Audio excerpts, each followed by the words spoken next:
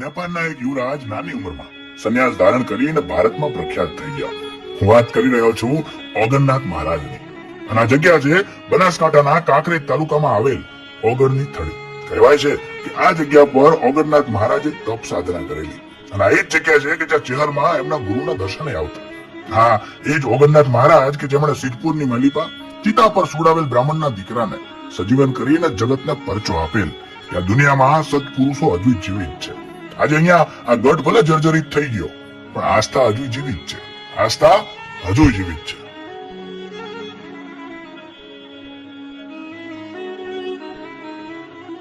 તો આ ઓગણનાથના ઇતિહાસનો ફૂલ વિડીયો અમારી આ યુટ્યુબ ચેનલ પર આપેલો છે. જો અમારો આ વિડીયો પસંદ આવે તો વિડીયોને વધુમાં વધુ શેર કરજો અને કોમેન્ટમાં જય ઓગણનાથ જય માં ચહેર લખવાનું ભૂલતા નહીં. અને તમે પણ આ સ્થળની મુલાકાત અવશ્ય લેજો. જય ઓગણનાથ જય માં ચહેર.